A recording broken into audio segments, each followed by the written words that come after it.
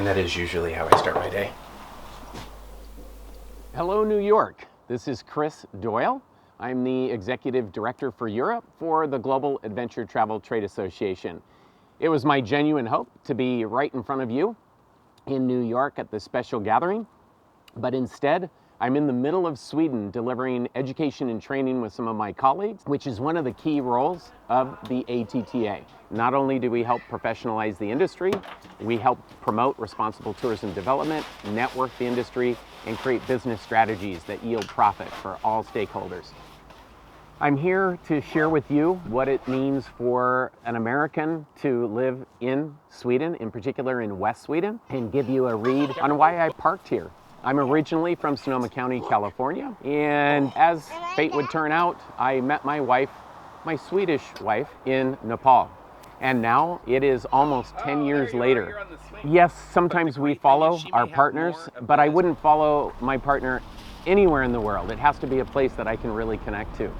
And so when I came to West Sweden on my first visit in 2007, it really stunned me on many levels. The archipelago, the forest, the greenery, the people, the food, the cultural events.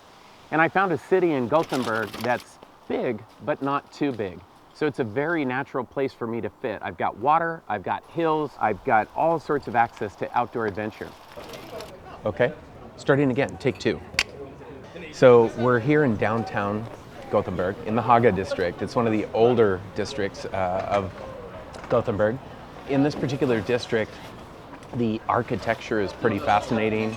The activities that you can do down in this part of town, festivals year-round, fascinating area. Culturally and cuisine, very distinctly Scandinavian. So köttbullar, it's not a bad word actually, they're Swedish meatballs. Very home-cooked meals, very fulfilling. It's like having your mom or your grandma cook dinner for you everywhere. But they put an artistic twist on it, so you get some incredible meals here that are world-renowned. Moving from food to other culture, there's theater, there's opera. I've been to both here. Yeah, the language is a bit of an issue, but you still get the theater and opera, and it's pretty fascinating. So you're dealing with big city activity and experiences, but with a hometown, small town feel.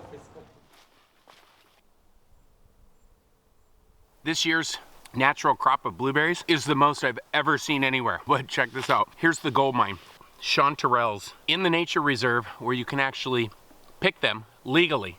It's encouraged. The thing is, don't tell anybody where we are because nobody tells their chanterelle secret locations. I see one really big one right there. But you have to earn them. Check out this. Oh. Mwah. Oh, it's swim time.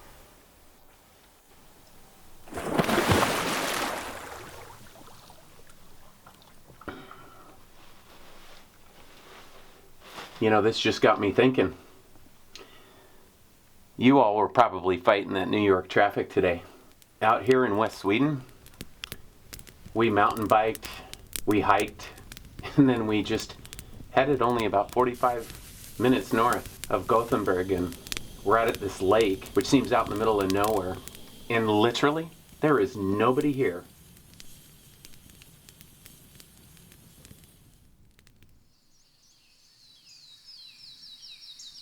I know. They say a watch pot never boils, but when it's a little frigid in the morning, you kind of hope it'll go faster.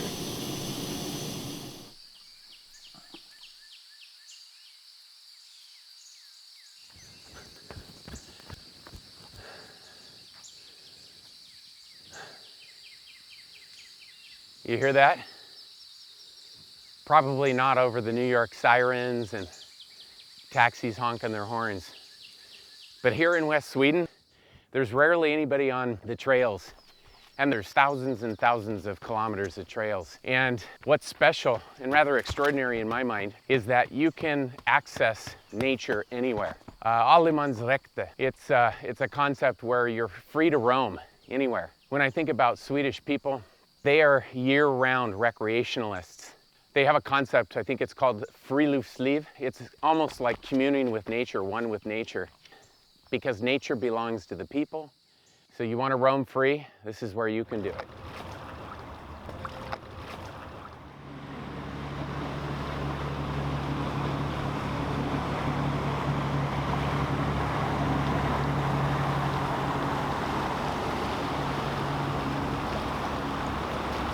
Multiple ways to experience the river. I prefer the human-powered, but both are kind of cool.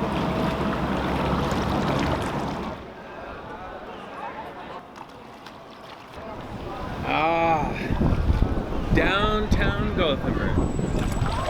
This is about my 4th kayak trip down the Central Canal. I'm minutes from Central Station.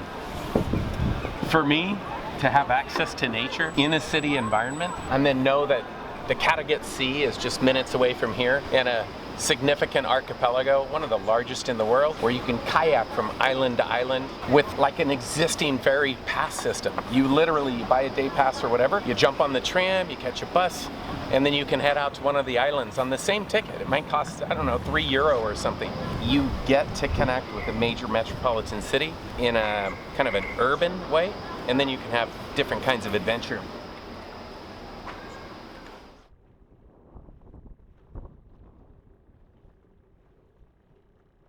As I've been paddling around, I've been thinking quite a bit about the future of tourism for West Sweden in particular. And of course, you've got traditional leisure tourism that you'll find in the gateway cities like Gothenburg or Stockholm on the east coast of Sweden. But really, West Sweden has all the requisite assets for what we view as adventure tourism.